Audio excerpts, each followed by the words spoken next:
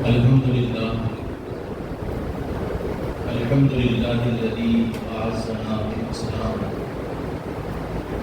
وميزنا بين خلقه بستر العيوب والآثام، والصلاة والسلام على حبيبه الذي بوسيلته ننقلنا والسلام،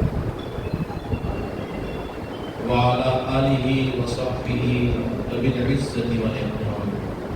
أما بعد، فأعوذ بالله من الشيطان الرجيم. بسم الله الرحمن الرحيم. الله الذي أنزل الكتاب بالحق والميزان وما يدريك لعل الساعة قريب.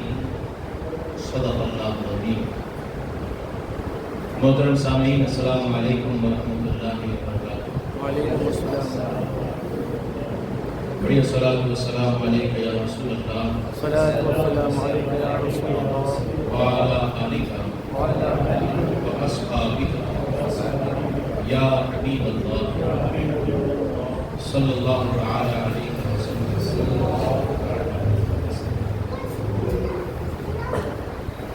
آج تھوڑی دیر گفتگو اللہ کے خوف و خشیت کے بارے میں ہوگی. بہت ساری مفید باتیں آپ نے ہمارے سینئر بڑے مہربان مشفق مخلص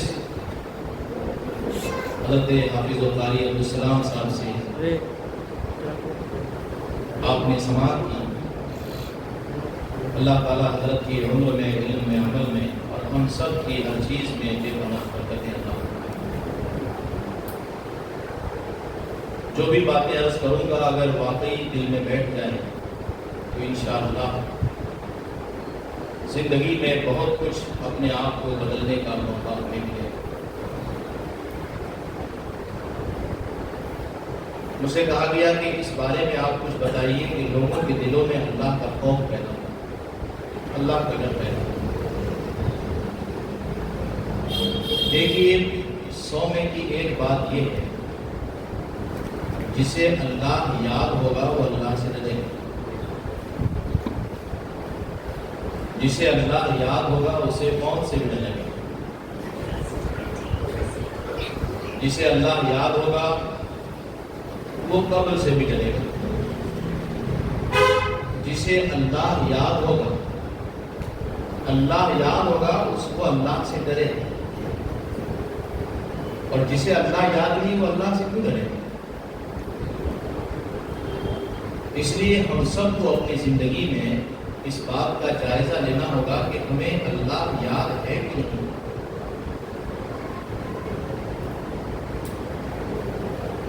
اللہ کا ذکر ہماری زندگی میں کتنا ہو رہا ہے؟ تو آئیے سب سے پہلے میں آپ کو ذکر کا مطلب تھوڑا سا سمجھاؤں. اللہ کے ذکر اور اللہ کی یاد کا مطلب کیا ہوتا ہے؟ پہلی بات تو یہ سمجھنی ہے کہ ذکر کہتے کس کو. میں تو اکثر یہ جملہ کہتا ہوں کہ لوگ پہلے کہتے تھے کہ مسلمان دین سے دور ہو رہے ہیں، مگر اب میں یہ کہتا ہوں کہ مسلمان دین سے دور نہیں ہو رہے ہیں، دین سے بیزار ہو رہے ہیں.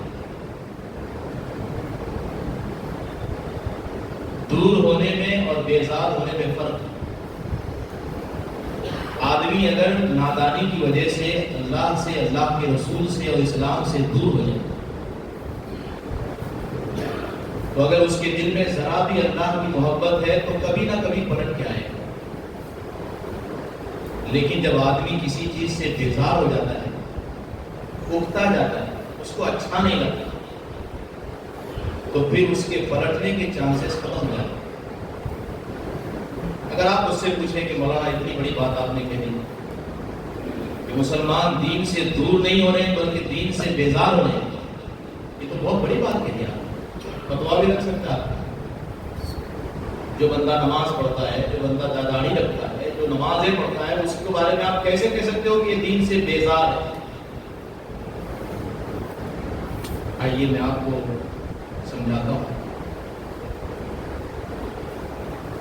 ایک بات مجھے دل پہ ہاتھ رکھ کے بتائیے، ہم اسلام کی کون سی بات پہ عمل کرتے ہیں؟ جس میں زیادہ محنت نہ کرنی پڑے، جس میں زیادہ مال خرچ نہ کرنا پڑے، جس میں زیادہ جان نہ خرچ کرنی پڑے، جس میں وقت کم لگے، جس میں نفس کو چوٹ نہ زیادہ پہنچے، جس میں تکلیف زیادہ نہ اٹھانی پڑے، اور جہاں وہ حکم آ جائے جس حکم میں قربانی زیادہ ہو، وہاں ہماری طبیعت سست پڑ جاتی ہے۔ ایسا ہوتا ہے؟ ایسا کیوں ہوتا ہے؟ اللہ تو یہ فرماتا ہے یا ایھا الذین آمنوا خذوا فی السلم کافۃ، اے ایمان والو اسلام میں مکمل طور پر داخل ہو۔ یہودیوں کی طرح بعض پر ایمان لاؤ، بعض کو چھوڑ دو، کچھ پہ ایمان لاؤ، کچھ کو چھوڑ دو، تو یہ ایمان نہیں، یہ تو اپنے فائدے کے لیے دین کو قبول کرنا ہے جہاں طبیعت کو اچھا لگا۔ وہ ہم نے کر لیا۔ آئیے میں کچھ مثالیں دے کر سمجھاتا ہوں کہ ہمارا ایمان کتنا کمزور ہے اور ہم دین کو کس طرح ایکسپٹ کیے ہیں اور دین ہماری زندگی میں کتنا داخل ہے۔ اس کو آپ سب اپنے دل پہ ہاتھ رکھ کے بتائیے گا۔ اگر کچھ سیکھنے کا اور اپنی اصلاح کا جذبہ آپ کے اندر ہے، آپ 5 وقت کی نماز پڑھتے ہیں، دل پہ ہاتھ رکھیں، کیا ساری سنتیں اور سارے نوافل پڑھتے ہیں؟ پہلے والی سنت، بعد والی سنت، بہت پتے کی بات میں کہہ رہا ہوں، اگر آپ سمجھ سکیں تو کیا فجر کی نماز پابندی کے ساتھ جماعت کے ساتھ پڑھتے ہیں؟ اپنے آپ سے پوچھیں، تو یقیناً دل یہی کہے گا کہ یا تو فجر اکثر چھوٹ جاتی ہے، اس کے علاوہ بھی جو نمازیں پڑھتے ہیں تو اس میں سب نہیں پڑھتے، سنتیں جو غیر موقعہ ہیں وہ تو اکثر چھوٹ جاتی ہیں۔ طبیعت ایسی کیوں ہے؟ بھائی محبت کا سیدھا سیدھا مطلب یہ ہوتا ہے کہ جان تو دی گئی اسی کی تھی، حق تو یہ ہے کہ حق ادا نہ ہو۔ یہ دین سے جو ہم کچھ حصہ لیتے ہیں، کچھ چھوڑ دیتے ہیں، اور اللہ کی یاد، اللہ کا ذکر اور دین کو کم سے کم لینے کی جو ہماری طبیعت بن رہی ہے، یہ کیا ہے؟ اس کا نام ایمان ہے، یہ اللہ سے تعلق ہے۔ میں سنتوں کی بات نہیں کرتا، جو گھر پہ بیٹھ کر کھانا کھانے کی سنتیں ہیں، گھر سے باہر نکلنے کی سنتیں ہیں، بازار میں چلنے کی سنتیں ہیں، وہ تو ایک الگ چیز ہے۔ میں نماز کی بات کرتا ہوں جو کم سے کم 100 میں سے 5 مسلمان پڑھتے ہیں۔ میں ان 5 کی بات کرتا ہوں کہ وہ جب نماز پڑھتے ہیں، ساری سنتیں، سارے نوافل اور اکثر نمازیں جماعت کے ساتھ پڑھتے ہیں۔ ہم نے یہ دیکھا ہے، وضو کر کے آتے ہیں تو حالت یہ ہوتی ہے کہ ابھی ٹھیک سے پانی بھی نہیں پہنچا، جماعت میں کھڑے ہوئے جلدی جلدی امام کے ساتھ نمازیں پڑھ کے۔ بہت کم لوگ ایسے ہیں جو امام کی دوسری دعا میں شریک ہوتے ہیں، اور اگر کسی مسجد میں درس ہو تو اس درس میں شامل ہوتے ہیں۔ اسی کو کہتے ہیں دین سے بیزار۔ اگر دین سے سچی محبت ہو اور دین طبیعت میں داخل ہو اور اللہ سے صحیح معنوں میں تعلق ہو، تو بندہ کیا سنت، کیا نفل، کیا موقعہ، کیا غیر موقعہ، جب محبت ہوگی تو سب کچھ کر کے بھی جی نہیں بھرے گا، بلکہ اور کرنے کو من کرے گا۔ آئیے ذرا میں قرآن پڑھ کے سنا دیتا ہوں۔ اللہ اپنے محبت کرنے والے بندوں کی شان بیان کرتے ہوئے فرماتا ہے تتجافى جنوبهم عن المضاجع يدعون ربهم خوفا وطمعا ومما رزقناهم ينفقون۔ میرے بندے جو صحیح معنوں میں مجھ سے محبت کرتے ہیں، وہ رات کی تنہائی میں اور تاریکی میں نرم بستروں کو چھوڑ کر مجھ کو یاد کرتے ہیں، مجھ سے ڈرتے ہیں اور امیدیں لگا کر دعا مانگتے ہیں۔ اللہ فرماتا ہے میں نے ان کے لیے جو بدلہ تیار کر کے رکھا ہے ان کی آنکھوں نے ایسا دیکھا نہیں. طبیعت میں بیزاری آ رہی. میں اس کو اور ایک مثال دے کر میں اپنی گفتگو شاید آپ کو سمجھا پاؤں. بیزاری کس کو کہتے ہیں, اکتاہٹ کس کو کہتے ہیں, اور شوق سے کرنا, ڈوب کے کرنا, مگن ہو کے کرنا کس کو کہتے ہیں. یہ تو نماز کی بات ہوگی, چرا چرا کے اس میں سے کچھ لے لیتے, بس کتنا کم کرنا پڑے, یعنی جنتیوں میں نام بھی آ جائے کسی طرح سے, مسلمان بھی کہنا ہے, نیک بھی کہنا ہے, اور جو ہمارا دوسرا کام ہے وہ بھی نہ چھوڑے. چلیے اسی کو ایک دوسرے مثال سے سمجھیں اگر سمجھنا چاہیں.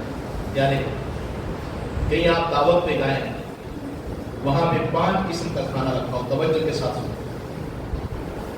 اسٹارٹر بھی, روٹی بھی, سالن بھی ہے, اس کے بعد آئس کریم بھی ہے, پھر اس کے بعد فروٹس ہیں الگ الگ قسم کے. میں پوچھنا چاہتا ہوں, ہم جاتے ہیں, ہم دیکھتے ہیں, آپ بھی دیکھتے ہیں, کیا کبھی ایسا ہوا کہ چلو 5 قسم کا کھانا ہے, میں روٹی سبزی کھا کے چلے جاؤں, روٹی دال کھا کے چلے جاؤں, وہاں طبیعت بیزار نہیں ہوتی؟ ارے اتنا کھانا ہے کون کھائے, اتنی ڈشیں سے کون کھائے گا, 1-2 کر کے چلے جاتے ہیں, اتنا کوئی کھاتا ہے؟ وہاں طبیعت بیزار نہیں ہوتی, وہاں اسٹارٹر بھی چلتے ہیں, کوئی چیز دسترخوان میں نہیں چھوڑتے, تھوڑا تھوڑا کر کے سب چکھتے ہیں, سب لیتے ہیں, سب کا مزہ لیتے ہیں. وہاں طبیعت بیدار نہیں ہوتی. بس اتنی سی تو بات ہے, جتنی محبت کھانے سے ہے, پینے سے ہے, اتنی محبت اگر اللہ سے ہو جائے تو کوئی نماز نہیں چھوڑیں گے, سنت بھی پڑھیں گے, نفل بھی پڑھیں گے, فرض بھی پڑھیں گے, کچھ نہیں چھوٹے گا. طبیعت بیزار نہیں ہوگی. بات محبت کا ہے, بات تعلق, بات محبت اور تعلق. جب ہمارا یہ حال ہے تو اس نسل کا حال کیا ہوگا جو کارٹون دیکھتے دیکھتے بڑی ہوئی, جو ریلز دیکھ دیکھ کے کھانا کھا رہی ہے, جو 3-3 گھنٹے پب جی اور گیمز کھیل کے اگتاتی نہیں. آپ سوچیں کہ ان کا حال کیا ہوگا, ان کا اللہ سے تعلق کیسا ہوگا. اسی لیے میں کہہ رہا ہوں کہ اب اسلام سے لوگ دور نہیں ہو رہے ہیں, اسلام سے لوگ بیزار ہو رہے ہیں. اس میں نقصان کس کا ہے؟ اس میں نقصان ہمارا ہے, اس میں خسارہ ہمارا ہے, بربادی ہماری ہے. ایک بات کان کھول کر سنیے, اپنے جو ہوتے ہیں ان پر نگاہ کڑی ہوتی ہے. آج ہم سے پوچھا جاتا ہے مسلمان یہاں مارے جا رہے ہیں, مسلمان وہاں مارے جا رہے ہیں, کافر تو بڑے خوش ہیں. تم اگر اللہ کو ماننے والے, تمہارا دین سچا, قرآن سچا, اللہ سچا, تو مدد کیوں نہیں اترتی فلسطین میں؟ ڈیبیٹس ہو رہے ہیں, اللہ کے وجود پہ سوال اٹھ رہا ہے, اور میری قوم کا جواب, اس کو یہ بھی نہیں پتا کہ اللہ کا معنی کیا ہوتا ہے, اللہ کی میننگ کیا ہوتی ہے. اللہ کی عبادت کی جائے تو عبادت کا مطلب کیا ہوتا ہے. توجہ کے ساتھ سنیے, اپنوں پہ کڑی نظر ہوتی ہے صاحب. آپ راستے سے گزر رہے ہیں, 10 بچے کھیل رہے ہیں, ان میں ایک بیٹا آپ کا ہے, نظر پڑی, اپنے بیٹے کو گھر بلایا, ڈانٹا, سزا دی, اور ڈانٹتے ہوئے کہا کہ بیٹے اب یہ مت کرنا, اب یہ مت کرنا. میں پوچھتا ہوں 10 بچے کھیل رہے تھے, ایک ہی کو پکڑ کے کیوں لائے, 9 کو کیوں چھوڑ دیا؟ وہ بچے نہیں, وہ اولاد نہیں, ان کا نقصان نہیں, ان کا نفع نہیں. تو آپ کا ایک ہی جواب ہوگا کہ بچے تو 10 تھے مگر اس میں اپنا ایک تھا, جس کا نقصان مجھ سے برداشت نہیں ہوا, جس کی بربادی مجھ سے نہیں دیکھی گئی. آج ان چیزوں میں پڑا رہے گا, کل اس کا مستقبل خراب ہو جائے گا. آپ کو اپنائیت نے مجبور کیا نا اس کو سزا دینے پر, آپ آپ کی محبت نے سزا دینے پہ مجبور کیا، بس بات اتنی ہے جب لا الہ الا اللہ محمد رسول اللہ صلی اللہ علیہ وسلم ہم نے کہہ دیا، اللہ کے معبود ہونے کا اقرار کر لیا، حضور کے رسول ہونے کا اقرار کر لیا، تو ہم اللہ کے خاص بندوں میں شامل ہو گئے۔ اب اگر راستے سے پھسلیں گے تو اللہ کی طرف سے پکڑ ہوگی، یہ پکڑ بھی اس کی رحمت ہے، یہ پکڑ بھی اس کی طرف سے زحمت نہیں، سزا نہیں، عذاب نہیں، بلکہ اللہ کی طرف سے رحمت۔ ہم پکڑے جائیں گے، لیکن اگر دنیا میں بھی سکون کی سانسیں چاہیے، راحت کی سانسیں چاہیے، تو ہمیں اپنا تعلق اللہ سے مضبوط کرنا ہوگا۔ آج جب ہم تقریر کے لیے کھڑے ہوتے ہیں تو یقین جانیے یہ نہیں سمجھ میں آتا کہ کس چیز کو بیان کریں اور کس چیز کو چھوڑیں، کچھ نہیں سمجھ میں آتا۔ ایک زخم ہو تو دکھاؤں سارا جسم ہے چھلنی، درد بیچارہ پریشان ہے کہاں سے مجھے، کیا اوپر کیا نیچے، کیا عام کیا خاص۔ اسلام کو چھوڑ کر نہ کل ہمیں عزت ملی تھی، نہ آج ملے گی، نہ کبھی ملی۔ خدا اپنی نسلوں کی خبر لی۔ آؤ کچھ باتیں میں اپنے لیے آپ کے لیے کر دوں، وقت چونکہ میرے پاس کم ہے، توجہ ہے آپ کی، ذرا محبت سے بولیے سبحان اللہ۔ تھوڑی دیر کے لیے ہم سمجھیں، بہت ساری خرابیاں ہیں، یہ آپ دیکھ رہے ہیں الیکشن کا ٹائم آیا، ابھی وقت بھی نکل رہا ہے، نیند کی قربانی بھی ہو رہی ہے، نہیں معلوم کیا کیا ہوتا ہے، کیا ملے گا۔ ٹھیک ہے، ہر میدان میں ہماری اپنی طاقت ہونی چاہیے، اپنی پکڑ ہونی چاہیے، مگر میں تو اتنا جانتا ہوں صاحب کہ جو پکا مسلمان ہوگا، جو پہلے اچھا مسلمان ہوگا، جس کا تعلق اللہ اس کے رسول سے مضبوط ہوگا، اس کے بعد وہ کہیں بھی جائے قوم کو فائدہ ہی پہنچے گا۔ اور اگر وہ اندر سے مسلمان نہیں ہے تو پھر وہ چاہے جو بن جائے، اس کا اپنا فائدہ نہیں ہوگا تو قوم کا کیا فائدہ۔ میں لسٹ گنا دوں ڈاکٹروں کی، میں لسٹ گنا دوں ان سیاسی نیتاؤں کی جو اپنے آپ کے نہیں ہیں، ہمارے کیا ہوں گے؟ اگر ہمیں اور آپ کو یہ لگتا ہے کہ پیسہ ہی سب کچھ ہے، دولت ہی سب کچھ ہے، آسائشوں اور نعمتوں والی زندگی ہی سب کچھ ہے، تو یہ سب سے بڑی بھول ہے۔ ہمارے لیے سب سے پہلی پرائیورٹی اسلام ہے۔ اسلام ہے تو ہم ہیں، اگر اسلام نہیں تو ہم بھی نہیں ہیں۔ اچھے سے اس بات کو خیال رکھیں۔ چلیے کچھ ضروری باتیں میں آپ کو عرض کر دیتا ہوں۔ سب سے پہلے آپ ذکر کا مطلب سمجھیں، ذرا بولیے محبت سے سبحان اللہ۔ یہ ہم سمجھ نہیں پائے ذکر کا مطلب کیا ہوتا ہے۔ نماز اللہ کی یاد نہیں ہے، بولیے نا نماز اللہ کی یاد۔ ہم اور آپ جب کبھی ذکر کی محفل میں بیٹھتے ہیں تو روح کی صدائیں لگاتے ہیں، یہ بھی اللہ کی یاد ہے۔ کلمے کا ورد کرتے ہیں، یہ بھی اللہ کی یاد ہے۔ توجہ رکھیے، مگر میں سچی بات کو بتاؤں تو اللہ کا ذکر، اللہ کی یاد کا تعلق دل سے۔ صوفیہ فرماتے ہیں ذکر نام ہے، دل کا اللہ کی طرف متوجہ رہنا، دل کا اللہ کی طرف لگے رہنا، اسی کو ذکر کہتے ہیں۔ آپ سمجھے کچھ؟ دل کا اللہ کی طرف لگا رہنا اس کو کہتے ہیں ذکر۔ اگر دل اللہ کی طرف متوجہ نہیں ہے تو آپ زبان سے چاہے کچھ بھی پڑھ لیں، ثواب تو آپ کو ضرور ملے گا، مگر وہ ذکر نہیں، مگر وہ یاد نہیں۔ ذکر کا مطلب ہے دل سے اللہ کی طرف متوجہ رہنا،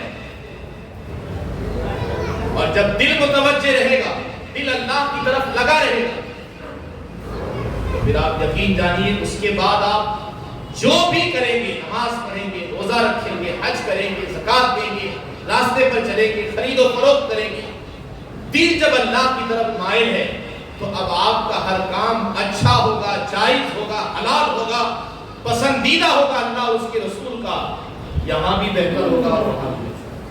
دل کا اللہ کی طرف متوجہ رہنا۔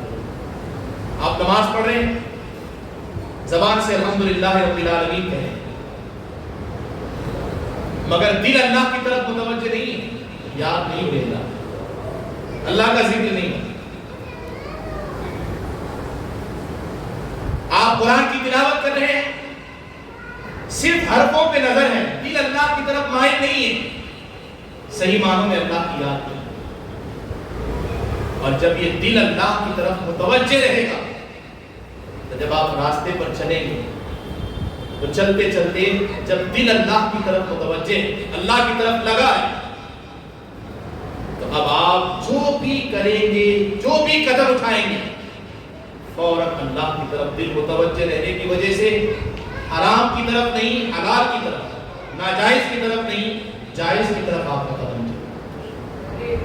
ہوا اصل میں یہی کہ ہم نے ذکر کا مطلب نہیں سمجھا۔ یہی وجہ ہے کہ اسلام اب ہماری زندگی میں رسم کے طور پر رہ گیا ہے، بس ایک رسم، اس کے علاوہ اسلام ہماری زندگی میں ایک روح کی طرح داخل نہیں۔ جیسے ہمارے جسم میں روح ہے، ویسے اگر اسلام داخل ہو جائے تو کیا کہنا صاحب، زندگی بدل جائے۔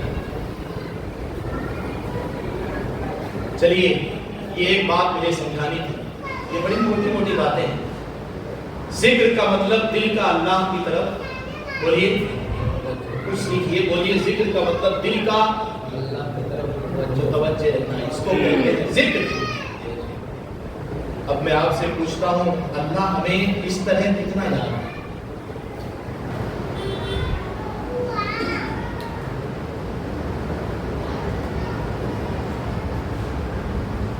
دل اللہ کی طرف کتنی دیر متوجہ رہتا ہے؟ بڑی پیاری بات ہے، ایک بزرگ میں سے اگر آپ کو یہ پتا کرنا ہے کہ آپ اللہ کا ذکر کر سکتے ہیں صحیح معنوں میں کہ نہیں کر سکتے، آپ کا اللہ سے ایسا تعلق ہے کہ نہیں، بڑی پیاری مثال تھی۔ کہتے جب تمہارے دسترخوان پہ کھانا سجا ہوا، الگ الگ قسم کا کھانا، بڑے لذیذ لذیذ قسم کے ڈشز، اور جیسے ہی آپ دسترخوان پہ بیٹھے آپ کو بھوک بھی بڑی تیز لگی، کیا پتہ کی بات، یہ بات سب نہیں کر سکتے، یہ بات وہ کر سکتے ہیں جن کا تعلق اللہ سے ہے۔ الذین یذکرون اللہ قیاما وقعودا وعلی جنوبہم، جو اٹھتے بیٹھتے اور کروٹ لیتے اللہ کو یاد کرتے ہیں، وہی یہ بات کر سکتے ہیں۔ کبھی اس کو محسوس کر کے دیکھیے، کبھی وقت ملے تو اس طرح اپنے آپ پر کچھ تجربہ کر کے دیکھیے۔ بیٹھے دسترخوان لگا ہو، بھوک بڑی تیز لگی، کھانے بھی عمدہ قسم کے، جب تم دسترخوان پر بیٹھے تو تمہارا ہاتھ کھانے کی طرف بعد میں گیا،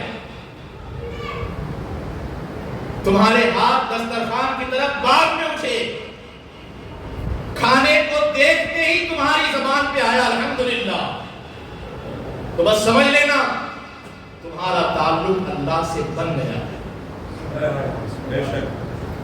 تمہیں کھانوں سے نہیں اللہ سے محبت ہے، اور اگر دسترخوان پر بیٹھتے ہی نہ دعا یاد، نہ بسم اللہ یاد، نہ الحمدللہ کا، ٹوٹ پڑے، یہ کھایا وہ کھایا یہ کھایا، پیٹ بھر گیا، کھلانے والے کی ایک لمحے کے لیے یاد نہ آئی، تو سمجھ لینا تمہارا تعلق اللہ سے نہ کے برابر ہے، تمہارا تعلق اللہ سے بالکل کمزور ہے۔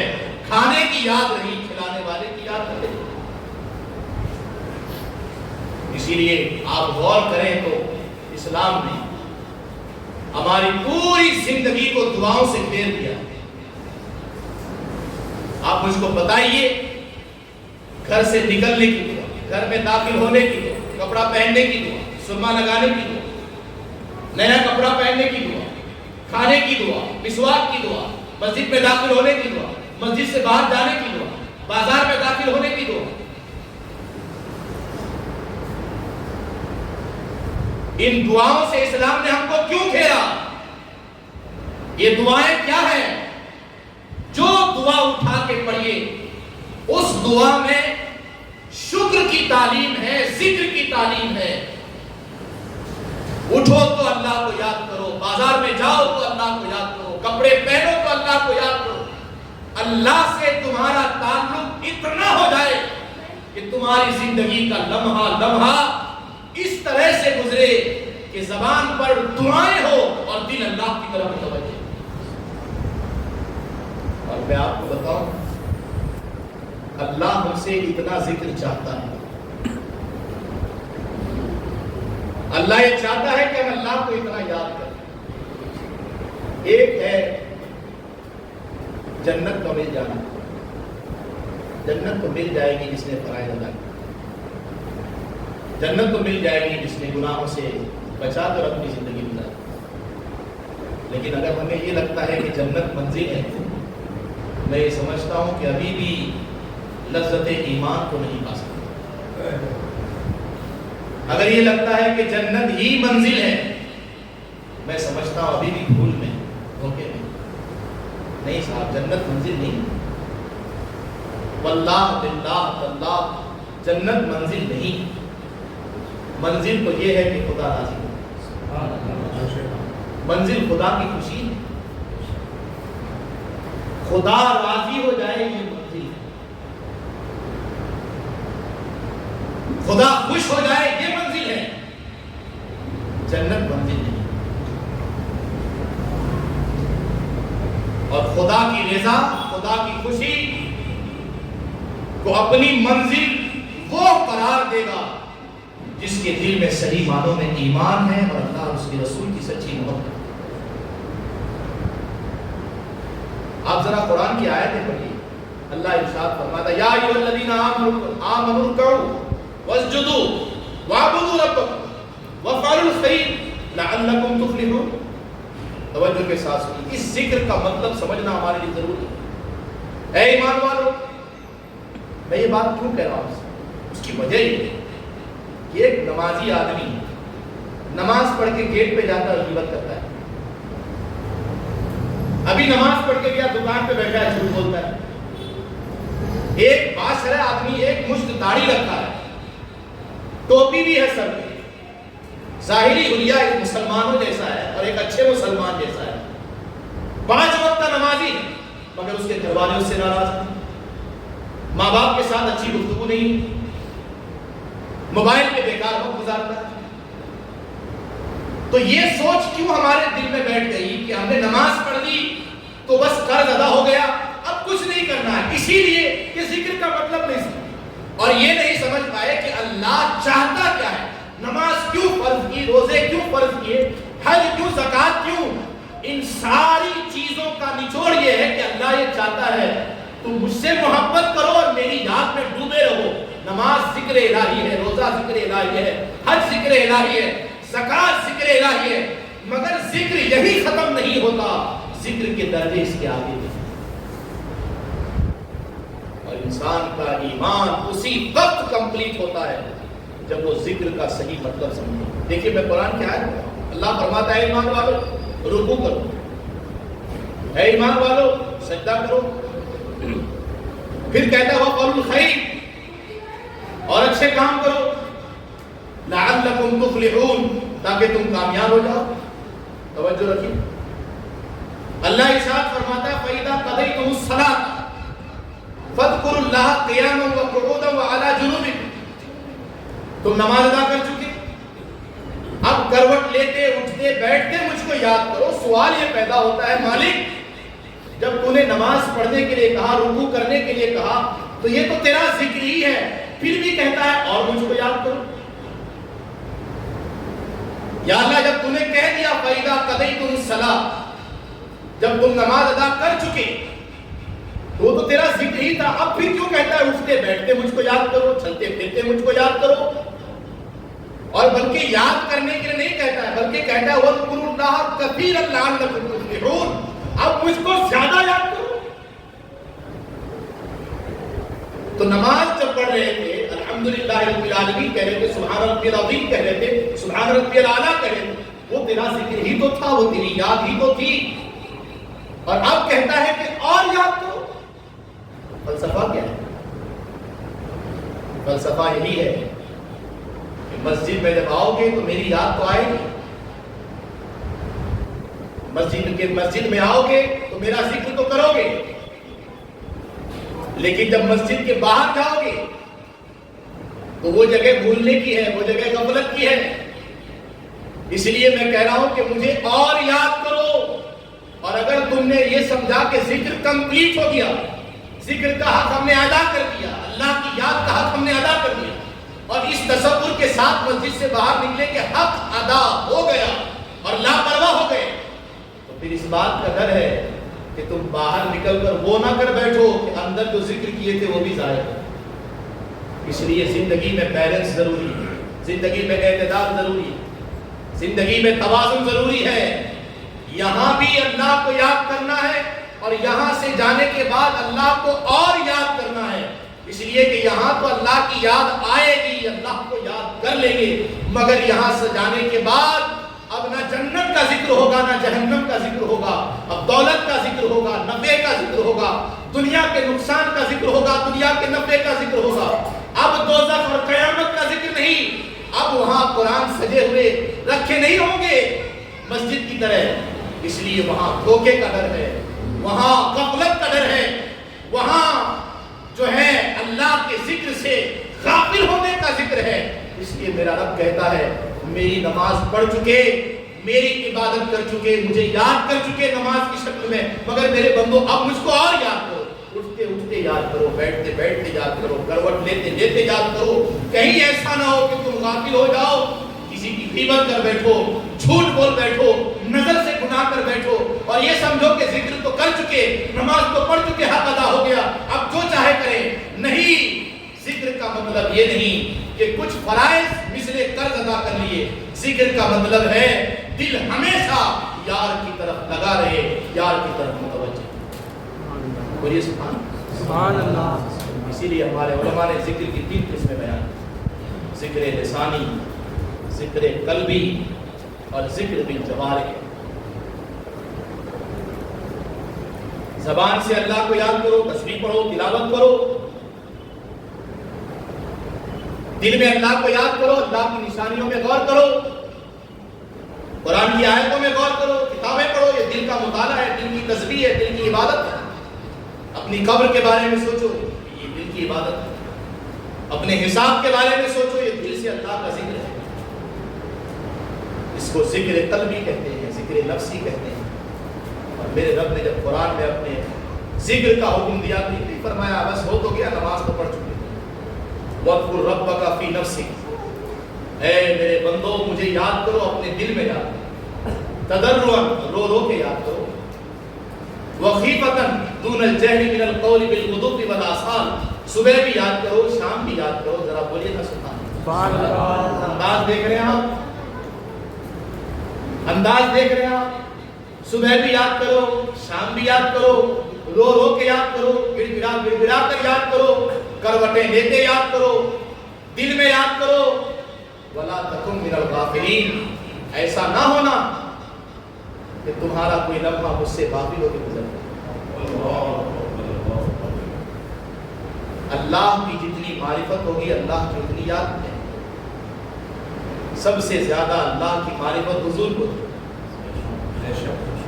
میرے آقا فرماتے ہیں میں تم میں سب سے زیادہ اللہ کو پہچاننے والا اور اللہ سے ڈرنے والا ہوں. سب سے زیادہ معرفت قلب مصطفیٰ میں، اور جیسا ذکر اللہ کا حضور نے کیا ویسا کوئی کر بھی نہیں سکتا. آپ کا نام احمد ہے، جیسی تعریف آپ نے اللہ کی اور کل قیامت میں کریں گے نہ کوئی کر سکا نہ کر پائے.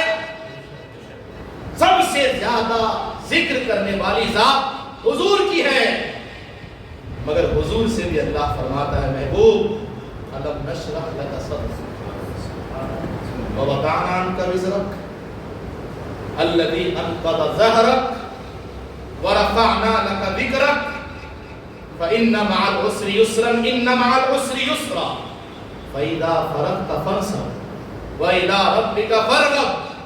محبوب آپ نے آپ کے سینے کو کشادہ کر دیا، آپ کے نبوت کے بوجھ کو ہلکا کر دیا. محبوب تکلیف تو آئی نہیں زندگی میں، آسانی بھی آئے گی، مگر محبوب ایک بات یاد رکھنا، جب سارے حق ادا کر کے فری ہو جاؤ تو فری مت ہو جانا. فَإِذَا فَرَغْتَ فَانصَبْ، جب آپ فری ہو جائیں سارے حق ادا کر کے تو فری نہ ہو جائیں. وَإِلَىٰ رَبِّكَ فَارْغَب، اللہ کو اور یاد. سبحان اللہ. زندگی بیزاری کی طرف جا رہی ہے. زندگی ماڈرن کلچر سے متاثر ہو کر بے ترتیب ہوتی جا رہی ہے. جو سیٹنگ اسلام نے دی تھی کوسوں دور ہے اس سے. یہ سنڈے کا تصور کہاں سے آیا؟ یہ ٹائم پاس کا تصور کہاں سے آیا؟ چائے پی کر ٹائم پاس کرو، رات کو 2 بجے تک ٹائم پاس کرو، زنا کے تذکرے کر کے ٹائم پاس کرو، کسی کو دھوکہ دیا ہو تو دھوکے کا ذکر بڑی شان سے کرو، ٹائم پاس کرو. سنڈے آ گیا، چلو کسی گناہ کے اڈے کو آباد کیا جائے. چھٹی آ گئی اسکول کی، چلو کسی گناہ کے اڈے کو آباد کیا جائے.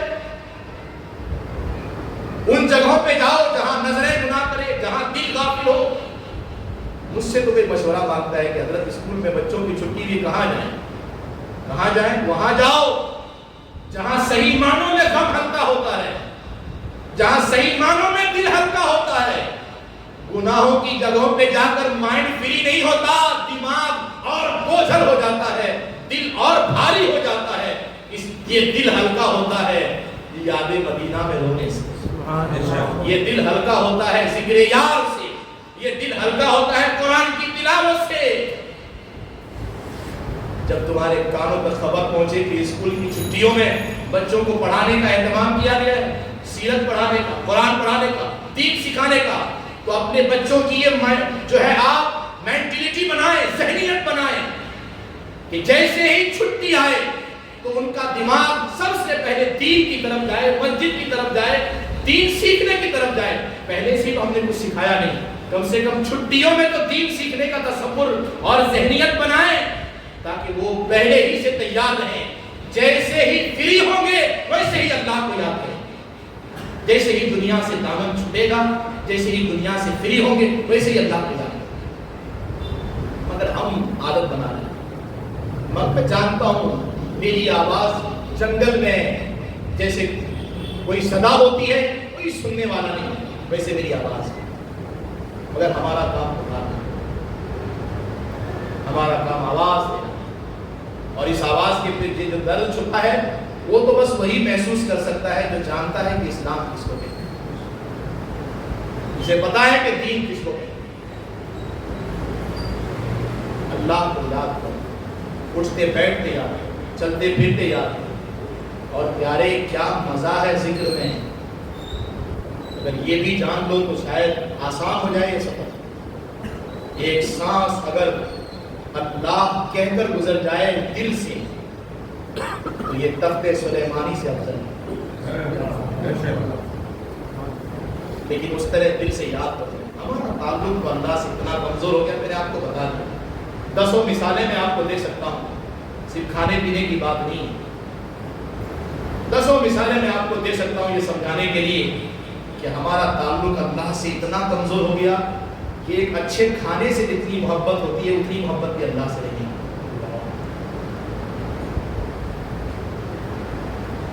مجھ کو بتائیے ذرا، اپنے آپ کا محاسبہ کر کے بتائیے، ہم اتنے خواہش پرست نہیں ہو گئے کہ اگر ہمارے کپڑے استری کیے ہوئے نہیں تو ہم کسی شادی فنکشن میں جانے کے لیے تیار نہیں ہوتے؟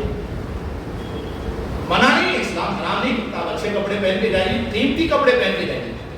مگر کبھی آپ نے غور کیا اس بات پہ کہ آخر میری طبیعت راضی کیوں نہیں ہوتی ہے اس بات پہ کہ یار کپڑا ہے چلے جاتے ہیں پہن کے، کھانا ہی تو کھانا ہے، کون میرا کپڑا دیکھے گا؟ سب تو اپنا ہی کپڑا دیکھنے آتے ہیں. سب کی نظر اپنے آپ پہ ہوتی ہے کیونکہ سب یہی سوچ کے جاتے ہیں کہ آج میں بہت اچھا لگا. کسی کی نظر کسی پہ نہیں ہوتی، سب کی نظر اپنے آپ پہ ہوتی ہے. مخلوق کی نظر اس پہ ہوتی ہے جس کی نظر خالق پہ ہوتی ہے. جس کی نظر اپنے آپ پہ ہو اس پر مخلوق کی نظر نہیں ہوتی ہے. ان الذین آمنوا وعملوا الصالحات سیجعل لهم الرحمن ودا. جو اللہ کا ہوتا ہے اس کی طرف اللہ لوگوں کی نظریں پھیر دیتا ہے. کسی اسٹار کو لوگ اس قدر حیرت سے نہیں تکتے جس قدر سفید کپڑے میں ملبوس کسی بزرگ کو لوگ حسرت اور حیرت سے تکتے ہیں. یہ کون ہے؟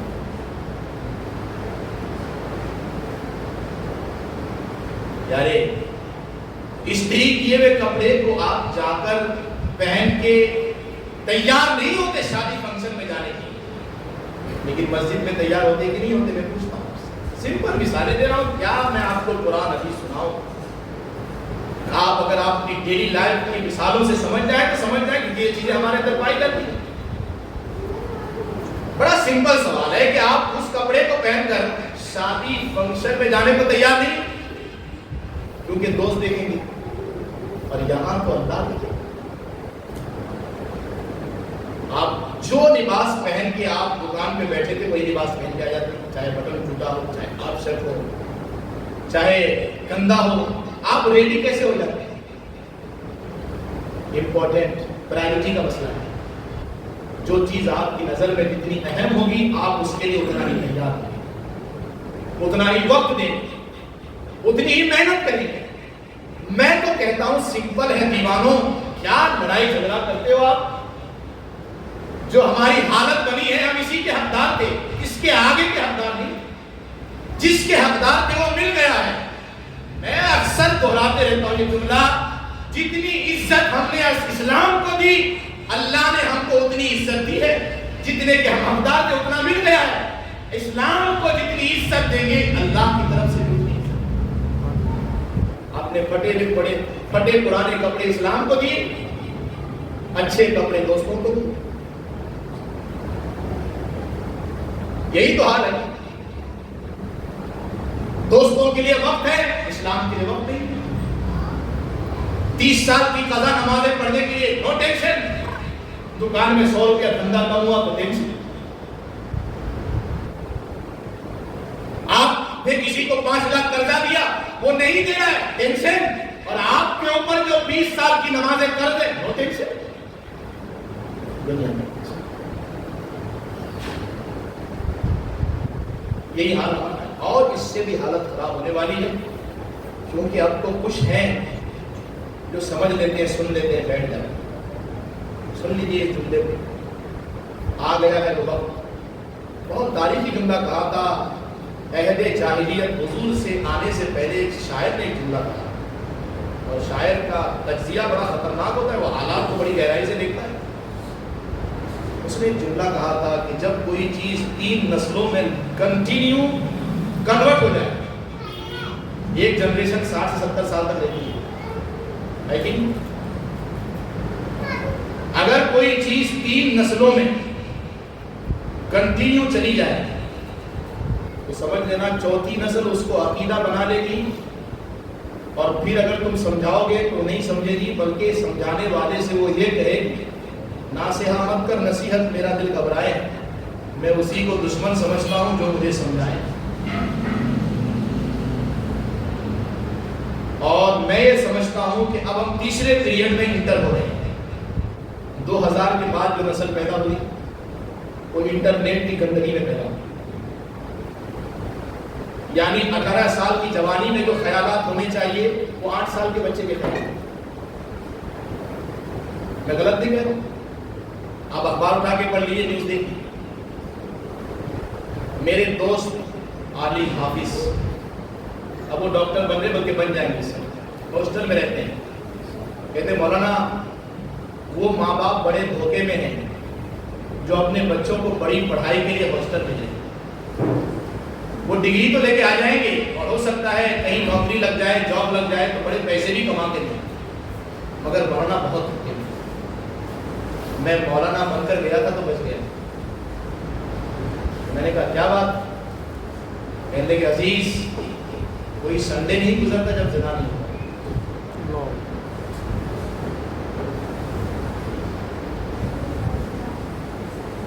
میں نے کہا ماں باپ کو خبر نہیں کہ ماں باپ کو دھوکہ دینا چھٹی کا کام، ماں باپ دیکھنے تھوڑی جاتے ہیں۔ میں اپنی بات بتا رہا ہوں کہ میں نے تو کچھ بچوں سے تنگ آ کر ان کے ماں باپ سے بات کر کے بچے کو بلا لیا۔ اس کی صحت اتنی خراب ہو گئی تھی کہ اب وہ مزید اگر وہاں رہتا تو ڈاکٹر بن کے تو نہیں آتا، اس کی لاش آتی وہاں سے۔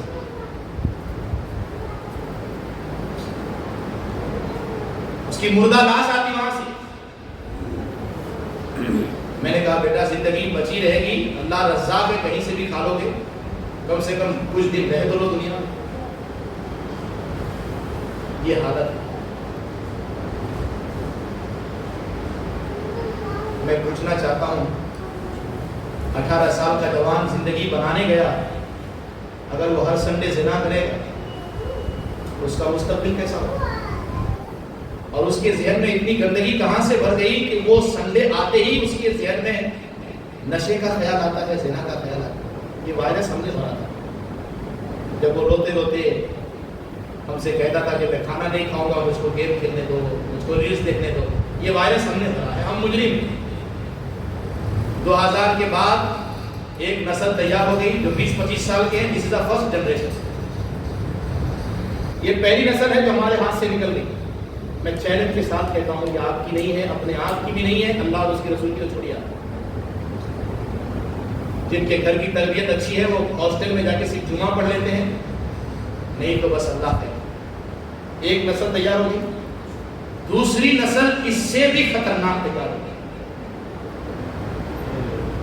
ایک وقت تھا کہ اگر ایک نمازی داڑھی والا بزرگ راستے سے گزر جائے، چاہے وہ عالم ہو کہ نہ ہو، مگر عورتیں پردہ کرتی تھیں۔ جوان بچے گلیوں میں راستہ دیکھتے تھے کہ کہاں سے بھاگ جائیں، حالانکہ وہ کوئی حرام کام نہیں کر رہے ہوتے، کوئی جائز کھیل کھیل رہے ہوتے۔ یہ چیز تھی کہ نہیں؟ اب وہ وقت آ گیا ہے کہ 25 سال کا جوان، 7 سال کا بچہ بیٹھ کے ایک ساتھ بے حیائی کے مناظر دیکھے، ایک ساتھ گیم کھیل رہا۔ تو اب جب بڑے چھوٹے کی تمیز نہیں رہی، بڑا روکنے والا نہیں، ٹوکنے والا نہیں، چھوٹے کے دل سے بڑے کا خوف ختم ہو گیا، تو جب سمجھانے والے بھی نہیں رہ گئے تو اب اس نسل کا تو جنازہ نکل جائے۔ تو دوسری نسل اس سے بھی خطرناک تیار ہو رہی ہے۔ اگر آپ اندازہ لگانا چاہیں، میں کھول کے کہہ رہا ہوں، بھلے مسجد ہے، اب 9 سال کے بچے بھی زنا کر رہے ہیں۔ میں امام ہوں، میرے پاس باپ اپنی شکایتیں لے کر آتے ہیں۔ جب بچے سے پرائیویٹلی ہمت دے کر پوچھتے ہیں تو پتہ چلتا ہے کہ یہ معاملہ تھا، 9 سال کا ہے، پڑھائی کی طرف کوئی توجہ نہیں، بس ہمیشہ اٹھتے بیٹھتے اس کے ذہن میں ایک ہی خیال رہتا ہے، اور وہ خیال ایسا ہے کہ میں مسجد میں جاؤں۔ یہودیوں کی بہت پرانی سازش تھی کہ بے حیائی کو اس قدر قریب کر دیا جائے مسلمانوں کو کہ ان کو جنسی جانور بنا دیا جائے۔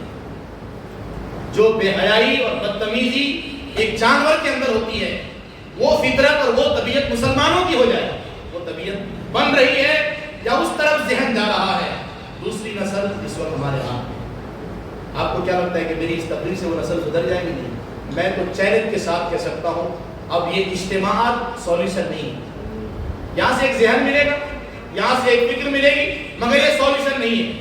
قسم کھا کے کہتا ہوں اگر باپ سیریس نہیں ہے اور ماں سیریس نہیں ہے تو اپنی نسلوں کی لاشیں دیکھنے کے لیے آپ بالکل ریڈی ہو جائیں۔ آپ کہیں گے لاشیں؟ ہاں، میں اس کو مردہ سمجھتا ہوں جس کو یہ پتا ہی نہیں کہ میں کون ہوں، میں کس لیے آیا ہوں، وہ مردہ ہے۔ چلتی پھرتی لاش جس کو حی علی الصلاۃ کی اذان کی قدر نہیں، اس وقت بھی اگر وہ میوزک سنے اور گیم کھیلے وہ مردہ ہے۔ اس کے زندہ رہنے سے اسلام کو کوئی فائدہ نہیں۔ جب وہ خود اذان کی قدر نہیں کرتا تو دوسرے کیا کریں؟ جب خود اسے مسجد کی قدر نہیں تو دوسرے کیا کریں گے؟ نالا آتا ہے اگر لب پہ تو معذور ہے، قصے درد سناتے ہیں کہ مجبور ہے۔ یہ دوسری نسل ہے۔ اس کے بعد تیسری نسل انہی سے آئے گی۔ آپ سوچ سکتے ہو کہ یہ دوسری نسل سے جو تیسری نسل آئے گی یہ ان کی تربیت کر پائیں گے؟ یہ انہیں اسلام کا درد پلا پائیں گے؟ یہ انہیں اذان کا احترام بتا پائیں گے؟ تو جب تیسری نسل آئے گی تو ان مسجدوں کا کیا ہوگا آپ سوچ سکتے ہو؟ اسی لیے میرے نبی نے فرمایا تھا اے لوگو نیکیوں میں جلدی کرو، اس سے پہلے کہ وہ وقت آئے کہ تم صفیں لگا کر کھڑے ہو لیکن تم میں کوئی نماز پڑھانے کے قابل نہ رہے، کوئی اس کو آگے بڑھائے، کوئی اس کو آگے بڑھائے، حتیٰ کہ جب کوئی نماز پڑھانے کے قابل نہ رہے کہ تم اکیلے اکیلے نماز پڑھ کے چلو۔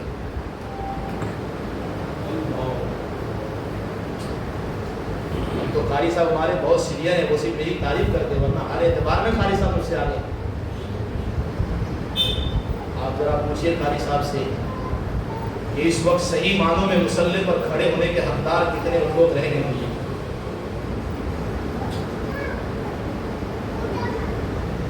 میں بتا نہیں سکتا۔ میرے نبی نے فرمایا تھا اٹھو، قرآن پڑھ لو، قرآن سیکھ لو، قرآن سمجھ لو۔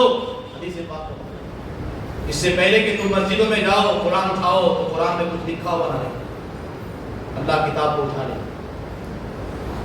حتیٰ کہ لوگ مسجدوں سے باہر نکلے کے چیخیں مارتے کہ کیا تمہارے قرآن میں بھی ایسا ہوا؟ میں قرآن پڑھنے گیا تھا لیکن قرآن میں کچھ لکھا نہیں۔ تو سب کہیں گے ہاں یار ہماری مسجد میں جو قرآن رکھا ہے اس میں بھی کچھ لکھا نہیں ہے۔ پھر لوگ کہیں گے اللہ ہم سے اتنا ناراض ہو گیا، ہم نے قرآن سے اتنا رشتہ توڑ لیا کہ اللہ نے قرآن اٹھایا۔ وہ وقت ہے کتنے بچوں کو 10 سورتیں یاد ہے ٹھیک سے؟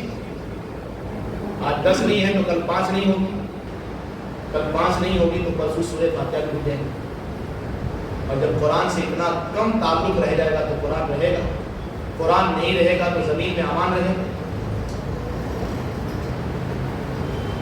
اپنی طبعی موت مر کے دنیا سے جانا کامیابی نہیں ہے صاحب، کہ چلو اپنے ذمے جو قرض تھا، فرض تھا، نماز تھی، روزے تھے، حج تھے، زکات تھی، سب ادا کر کے چلے گئے اور اپنی طبعی موت 60-70 سال پوری کر کے چلے گئے۔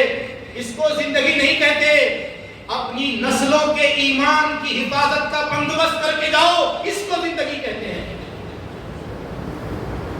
اور ان کے ایمان کی حفاظت کا بندوبست نہیں ہوگا جب تک کہ گھر گھر علم نہیں پہنچے گا، جب تک کہ ہم اپنے بچوں کو دین نہیں سکھائیں گے، چاہے مدرسے میں بھیج کر، چاہے اور کسی طرح انتظام کریں۔ کیا ہم پر کوئی حق نہیں ہے کلمے کا؟ سوچیے اسے میں ترک کروں، کس کا انتخاب کروں؟ اب تو ہم انٹر ہو چکے تھے، we have entered in the action moment۔ تاریخ میں جو بھی قوم برباد ہوتے ہوتے وہ اس بربادی تک پہنچتی ہے کہ وہ ایک عمل کے موڈ میں آ جاتا ہے کہ اب کچھ کرو، اب اٹھو، اب منصوبہ بناؤ، تیاری کرو، زمین پہ آؤ۔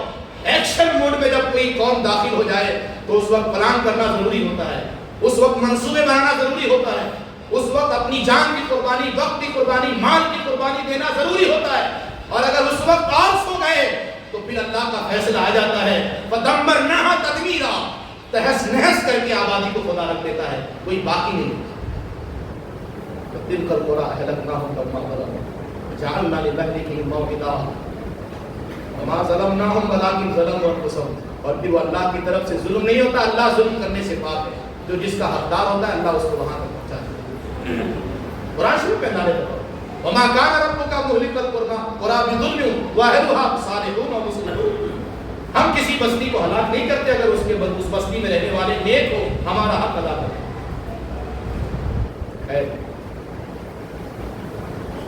ذکر کا مطلب سمجھیں، نماز پڑھ کے اللہ کی یاد کا حق نہیں ادا ہوتا۔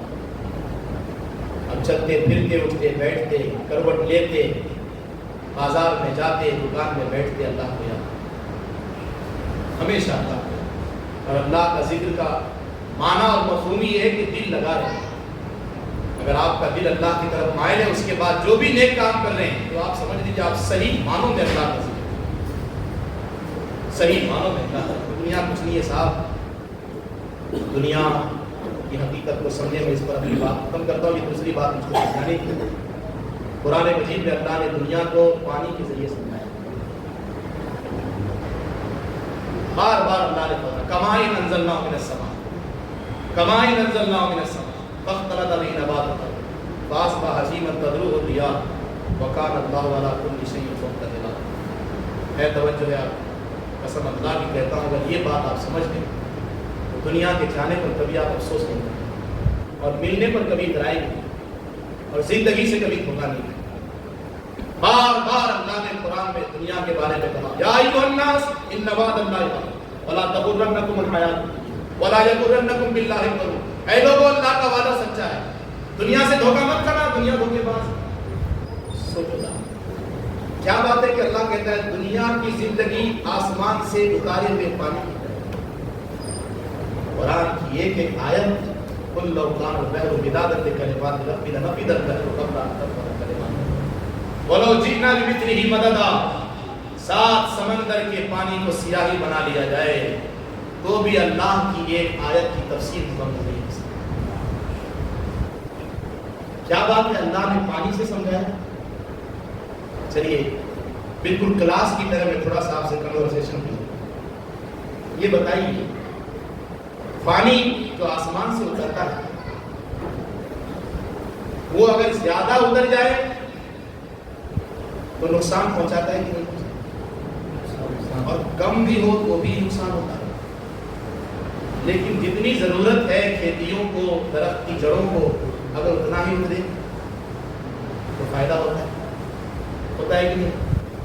اس کا مطلب دنیا سے اتنا ہی ملے جتنی ضرورت ہے۔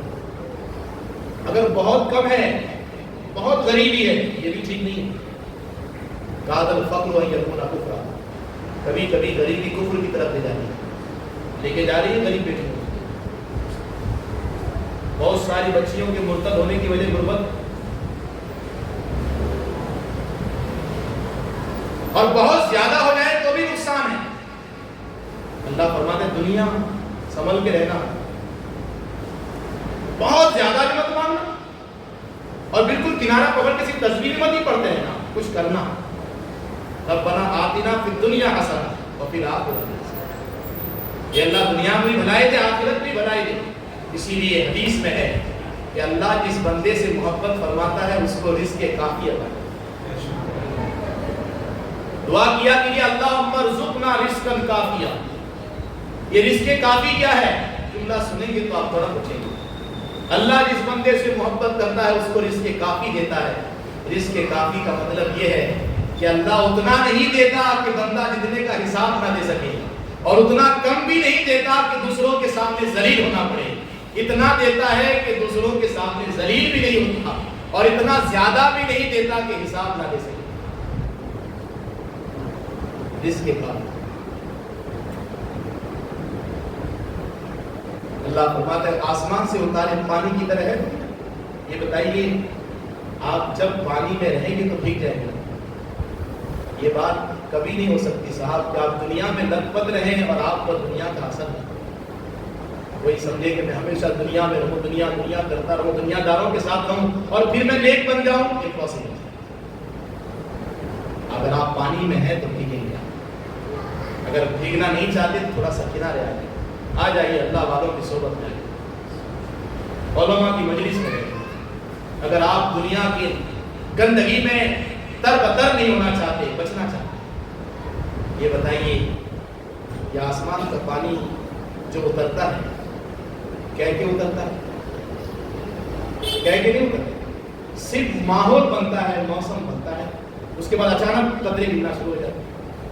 ایسے ہی دنیا ہے، اچانک ختم ہو جائے، اچانک موت آ جائے گی آپ کو، لیکن ہاں تھوڑا سا ماحول بھی بنے گا، داڑیاں سفید ہو، اگر داڑیاں سفید نہیں تو بدن کمزور ہوگا، بدن کمزور نہیں ہوگا تو اٹھتے ہوئے جنازے آپ کو کچھ بتائیں گے، دیکھ کے سمجھ جانا کہ بارش ہو جائے، نہیں سمجھو گے تو اچانک بارش ہوگی، ٹھیک جاؤ چلے گا، بولے نا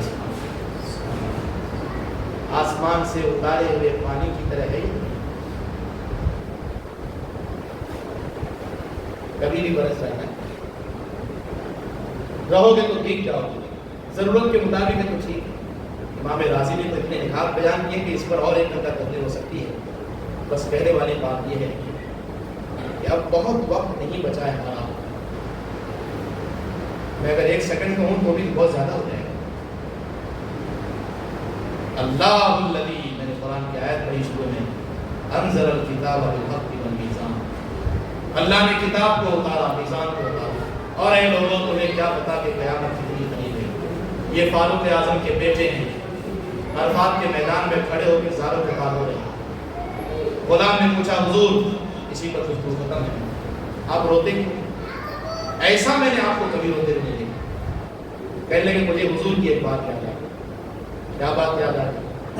پھر یہ آیت پڑھنے لگے اللہ الذی انزل الکتاب بالحق والمیزان وما یدریک لعل الساعة قریب. اے لوگوں تمہیں کیا پتہ قیامت کس قدر قریب ہے.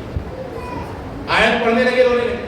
کہنے کہ حضور کی بات یاد آئی. حضور ایک مرتبہ ہم سے فرما رہے تھے اور اس وقت سورج بالکل ڈوبنے والا تھا. 2-4 منٹ رہ گئے سمجھانے کے لیے. بالکل ڈوبنے والا تھا. تو حضور نے فرمایا صحابہ بتاؤ سورج کے ڈوبنے میں کتنا وقت باقی ہے. کہنے لگے حضور تھوڑا سا. کہنے لگے دن کتنا گزر گیا؟ کہنے لگے دن تو پورا گزر گیا. کہنے لگا سمجھو جتنا دن گزر گیا اتنی دنیا گزر چکی ہے اور جتنا سورج کے ڈوبنے میں وقت باقی ہے اتنی دنیا باقی ہے. جب حضور کے دور میں دنیا اتنی باقی تھی تو اب کتنی باقی ہے؟ اگر 2 منٹ میں سے 1400 سال گزر چکے تو ہم کتنا باقی ہے؟ اور ویسے بھی تو ہم کو قیامت تک نہیں رہنا ہے. 60-70 سال رہنا ہے. حضور فرما کے گئے میری امت 60-70 سال کے درمیان اکثر چلی جائے. بہت کم لوگ پاتے. تو 2 منٹ میں 1400 سال گزر گئے اور ہمیں رہنا ہے 70 سال. تو اس 2 منٹ میں ہم کو ملا کیا؟ اگر 1 سیکنڈ بھی نہیں ملا تو مجھ کو بتاؤ کس دنیا کے لیے اپنی آخرت برباد کریں؟ یعنی جس کو ہم 1 سیکنڈ بھی نہیں کہہ سکتے اس کے لیے ہم اپنی آخرت برباد کریں. جس کو 1 سیکنڈ بھی نہیں کہہ سکتے وہاں ہم بیٹھ کر منصوبے بنا رہے ہیں, پلاننگ کر رہے ہیں, کچھ نہ ملے تو ٹینشن لے رہے ہیں. وَتَزَوَّدُوا فَإِنَّ خَيْرَ الزَّادِ التَّقْوَىٰ وَاتَّقُونِ يَا أُولِي الْأَلْبَابِ. اے لوگوں اٹھو وَاتَّقُوا اللَّهَ وَاعْلَمُوا أَنَّكُم مُّلَاقُوهُ. تم اپنے رب سے ملنے والے ہو. بہت کم وقت لے کر آئے. اس میں بیماری بھی ہے, اس میں بچوں کا حق ادا کرنا ہے, بیوی کا حق ادا کرنا ہے. نہیں معلوم کتنے بوجھ ہیں تم پر اور وہ سب ادا کر کے بھی رب کا حق ادا کرنا ہے. Be serious please. اگر آپ سنجیدہ نہیں ہیں تو خالی ہاتھ آئے تھے اور خالی ہاتھ تھے, اور اگر سیریس ہیں تو پھر کچھ کر لے جائیں. دعا کرتا ہوں مولا ہمیں زندگی کی حقیقت کو سمجھنے کی توفیق عطا فرما, ذکر کا مطلب سمجھنے کی توفیق عطا فرما, اپنی نئی نسل کے لیے کچھ کرنے کا شوق عطا فرما. اللہ ہم سے کچھ کام لینے جو اس کو پسند ہو, اس کے حبیب کو پسند ہو, اور اللہ اس کی برکت سے اور اس محفل کی برکت سے ہمارے گناہوں اور خطاؤں کو معاف فرمائے. ایمان کی سلامتی, صحت و عافیت کے ساتھ زندگی اور موت نصیب فرمائے. اللہ تعالیٰ ہم پر خصوصی کرم فرمائے. ہر معاملے میں اللہ ہم سب کو اپنی خصوصی پناہ میں رکھے اور اپنے تمام درجائز مقاصد میں اللہ تعالیٰ ہمیں کامیابی اور کامرانی عطا فرمائے. آمین ثم آمین بجاہ نبی علیہ السلام.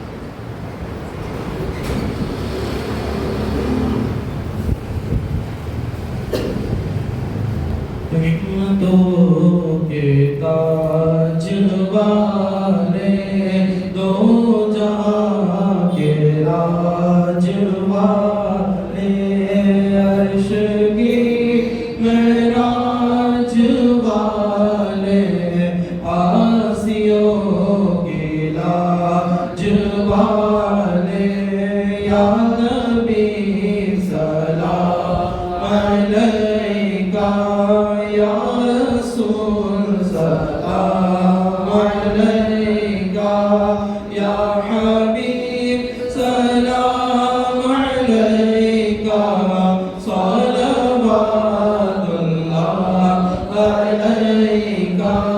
آپ کا تشریف لانا وقت بھی کتنا سہانا, جگمگا اٹھا زمانہ, اورے گا دیدی ترانہ, یا نبی سلام علیکہ, یا رسول سلام علیکہ, یا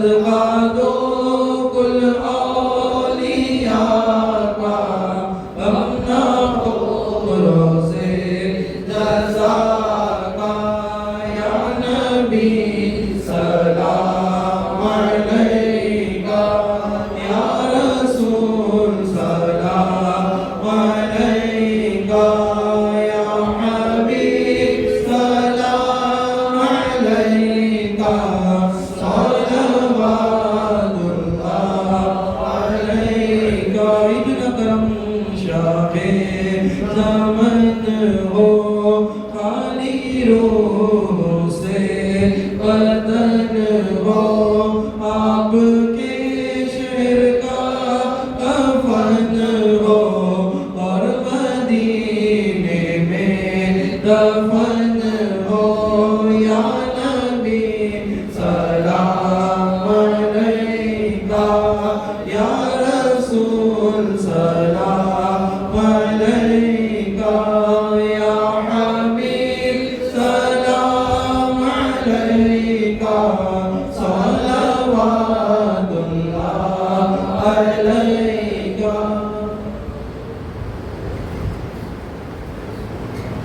اللهم صل وسلم على محمد وعلى آله وصحبه اجمعین. یا اللہ یا رحمان یا رحیم یا کریم اسلام کے صدقے مولا ہماری اس محفل کو اپنی بارگاہ میں قبول فرما. یا اللہ اس کی برکتوں سے ہمیں مالا مال فرما. یا اللہ یا رحمان یا رحیم یا کریم اپنے پیارے حبیب علیہ السلام کے صدقے مولا اس محفل پاک کو ہمارے گناہوں کے لیے کفارہ بنا. خاتمہ بالخیر کا ذریعہ بنا. مقاصد جلیلہ کی تکمیل کا سبب بنا. یا اللہ صحت و عافیت کا سبب بنا. یا اللہ یا رحمان یا رحیم امت مسلمہ کی روشن مستقبل کا ذریعہ بنا. یا اللہ یا رحمان یا رحیم یا کریم ہم سب کو صحیح معنوں میں تجھے یاد کرنے تیرے ذکر کی توفیق عطا فرما. اپنے حبیب علیہ السلام کی سچی پکی محبت عطا فرما. یا اللہ ہمیں اپنی نسلوں کے بارے میں فکر مند ہونے اپنے اور ان کے ایمان کی حفاظت کے بندوبست کرنے کی تیاری کی فکر عطا فرما. یا اللہ ہماری دعائیں اپنی بارگاہ میں قبول فرما. جنہوں نے بھی اس محفل کو سجایا اس طرح حصہ لیا سب کی محنتیں کوششیں اپنی بارگاہ میں قبول فرما. ہم سب پر خصوصی کرم فرما. وصلی اللہ تعالی علی خیر خلقہ و علی محمد و آلہ وصحبہ اجمعین برحمتک.